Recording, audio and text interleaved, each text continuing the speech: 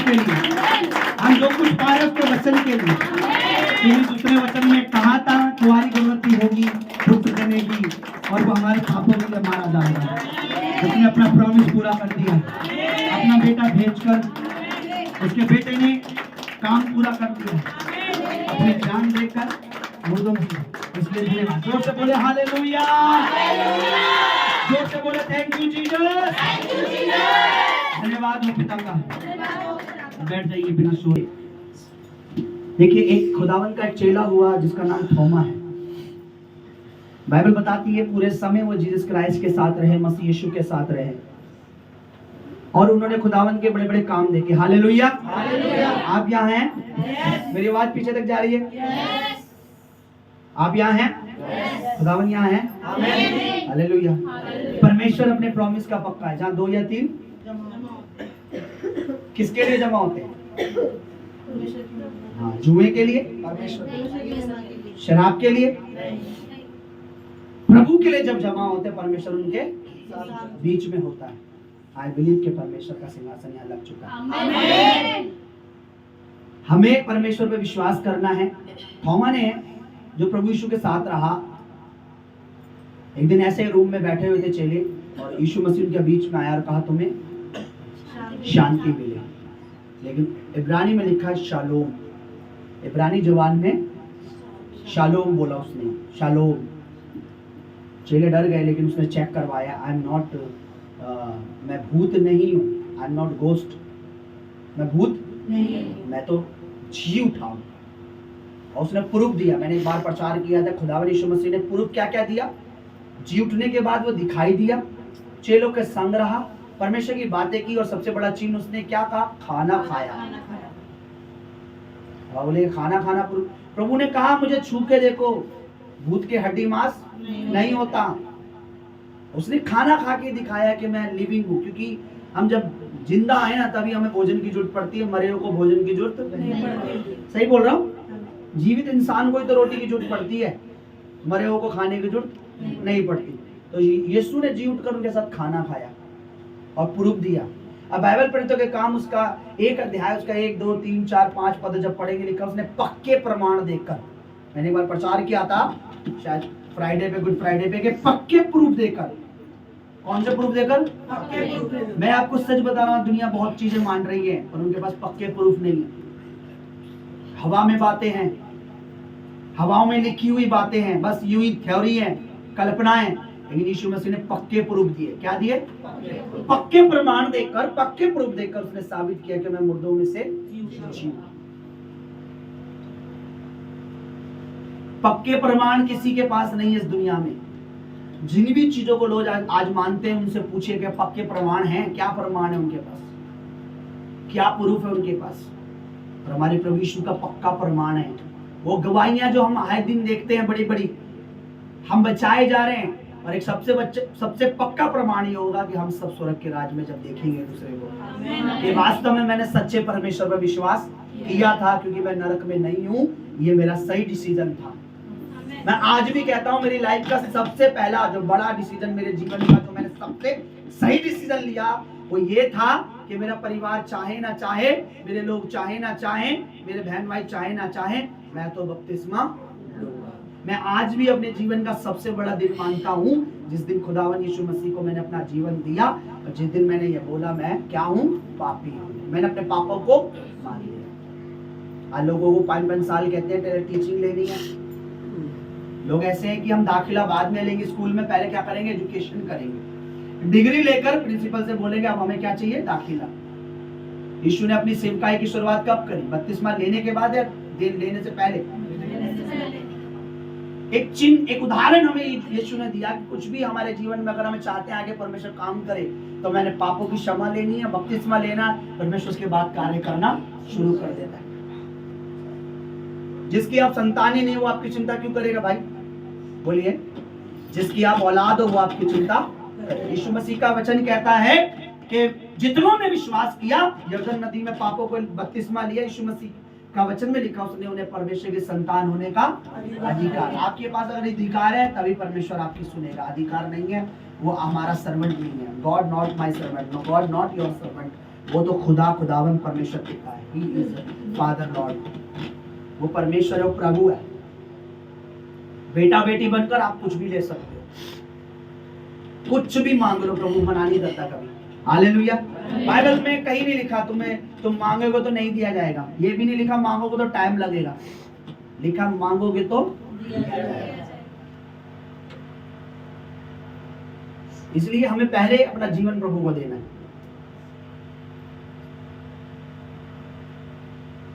Hallelujah, hallelujah. अगर किसी की कोई गवाही है तो इस समय दे सकता है, 5 मिनट है आपके। एक गवाही हम कोई भी अगर देनी हो तो दे सकते हैं। कोई भी गवाही अगर आप चाहते हैं कि हम देना चाहते हैं, एक दे सकते हैं, उसके बाद हम प्रचार में चलेंगे। है कोई गवाही किस? और क्या हुआ? अच्छा वो अलग सिस्टर, अपना बेटे अपना नाम बताइए बेटी। मेरा नाम मधु है, मैं कल्याणपुरी से आई हूँ। जी बताइए, आपकी क्या गवाही है, क्या हुआ, परमेश्वर ने क्या काम किया? रात को मेरा बेटा ना बाहर चला गया। ठीक है। बड़ा बेटा छोटा बेटा? छोटा बेटा, बड़ा नहीं, छोटा वाला बेटा बाहर चला गया। ठीक है। तो वो मैं बोली मिनकी आ जाएगा, मैंने इन्होंने फोन करा तो ये फोन उसने नहीं उठाया। कितनी रात को आपका बेटा बाहर गया? और अकेला गया, किसी के साथ गया? 9 बजे ऐसा है। 9 बजे आपका बेटा बाहर गया अकेला? 9 बजे बाहर गया अकेला नहीं था, दो तीन दोस्तों के साथ गया? हाँ, 2-3 दोस्तों के साथ था। तो बाहर गया तो कह रहा है कि वो आए, एक लड़का आया वहाँ से बाहर से, वो बोला कि तुम्हारा लड़का ना पुलिस उठा कर ले गई। मैं बोली मैंने क्यों ले गई? कह रहे मुझे नहीं पता कि 2 जने उठा गए, उसको लेके चले गए गाड़ी पे बिठा गए। तो मैं बोली क्यों? अब मेरे को तो एकदम धधका सा बैठ गया और मेरे को पता नहीं, मैं उसको तो ध्यान नहीं कर रहा, मेरे पेट गड़बड़ हो गए। मतलब आपको कॉल आई? हाँ, किसकी कॉल आई? वहाँ से छोटे करण बेटे की कॉल आई। क्या कॉल आई? वो कह रहा कि मम्मी मुझे यहाँ से ले जाओ। तो मैं बोली मैं कहाँ से लेके जाऊँ? तो कहता है कि मुझे थाने में हूँ। मैंने थाने में तू क्या कर रहा है? आपका बेटा गया और आपके बेटे को बाहर रात में जो है जो पुलिस ने उन्हें पकड़ लिया और आपको कॉल आया है, आपका बेटा बोल रहा था, रो रहा था कि मम्मी मुझे यहाँ से ले जाओ कि पुलिस वालों ने मुझे पकड़ लिया। फिर क्या हुआ? तो मैंने बोला क्यों ले गया? कह रहा मुझे नहीं पता क्यों ले गया। कि मैंने कि अच्छा, मैंने कि अब तू पढ़ा रहा, मैंने कि मैं नहीं छुड़ाऊंगी तुझे अब। तो कह रहा है क्यों मम्मी? तो रोल लिख रहा, वहाँ पे बहुत ज्यादा रो रहा था। तो मैं बोली मैंने कि मैं नहीं लेके जाऊंगी, तू पढ़ा रहा। मैंने की तो वहाँ पुलिस वाले उसे बार बार धमका रहे और वो कह रहे कि नहीं अपने पापा को फोन कर। तो कहते कि 20,000 रुपये मांग।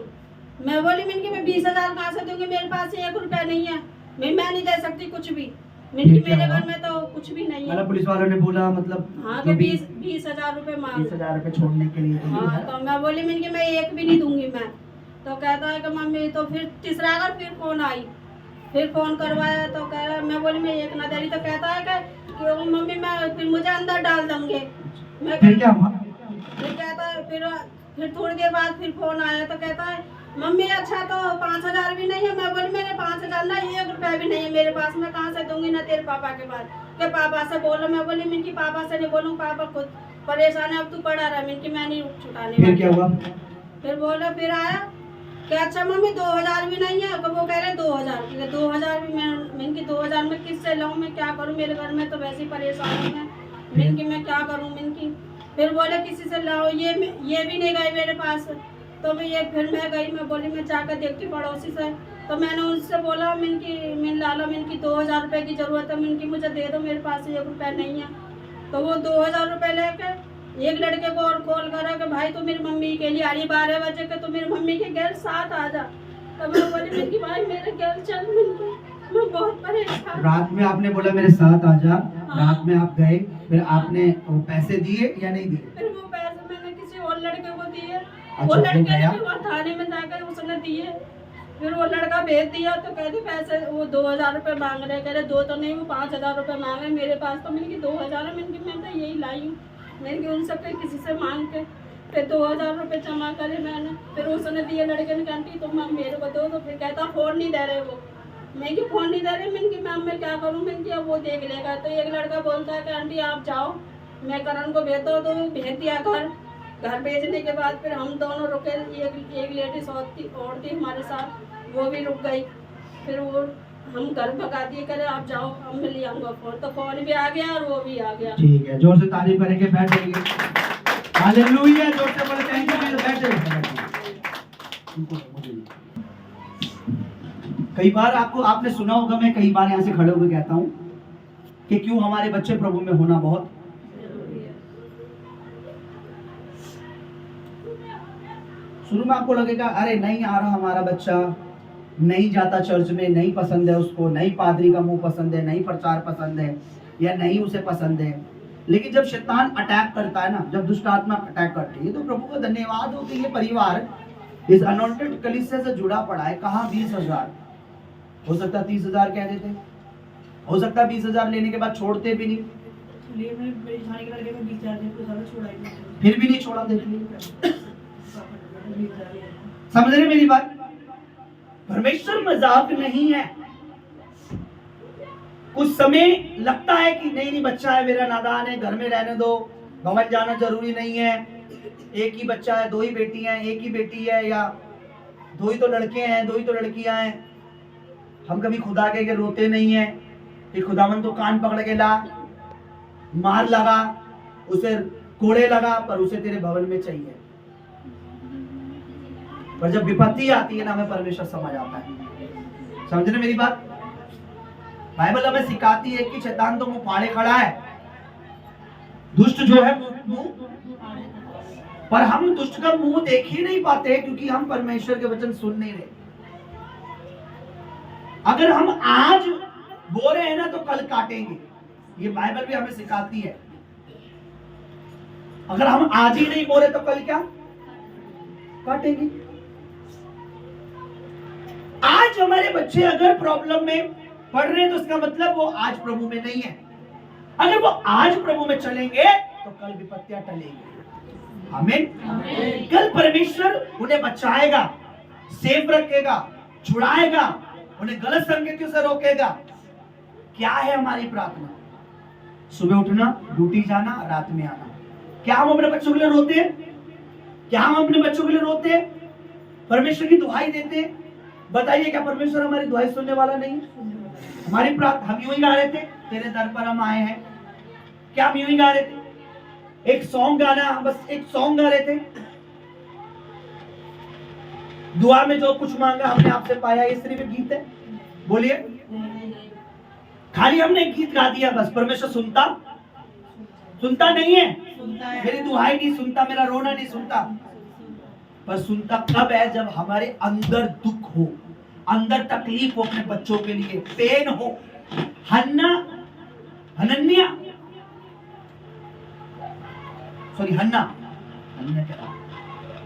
उसको पेन हुआ, दुख हुआ। जो उसकी सौतन थी, उसके 2 औलाद थी, तब उसे चिढ़ा रही थी, तो उसको अंदर दुख हुआ। तो और परमेश्वर के दरवाजे पर, चौखट पर रो रही है, और ऐसे रो रही है कि मुंह तो उसका हिल रहा है लेकिन आवाज वो सिसक के। जब इंसान बहुत पेन दर्द में होता है ना, तो उसे बोल नहीं पाता, वो अंदर सिसक के रोता है। और खुदावन ने उसका पेन, उसका दर्द, उसकी पीड़ा देखी, और उसने कहा, खुदावन अगर तू मुझे, परमेश्वर पिता, तू मुझे बेटा या बेटी या संतान देगा तो उसे मैं तेरे भवन में दूंगी। और लिखा उसी साल उसके बेटा हुआ, जिसको हम शामिल नबी के नाम से जानते हैं। अगर वो ना रोती, वो दुहाई ना देती, उसको अंदर पेन नहीं होता, उसको अंदर दुख नहीं होता। मैंने कहा आपने 9 महीने अपने पेट में रखा, उसके बाद पेन, अपने दुख के साथ बच्चों को जन्म दिया। उससे ज्यादा दुख आपको ही नहीं होता कि आपके बच्चे नरक में जा रहे हैं, आपके बच्चे। मैंने आपको क्या बोला कि परमेश्वर नहीं चाहता कि हम नाश हो, पर मनुष्य खुद चाहता है कि वो नाश हो। परमेश्वर कभी नहीं चाहता।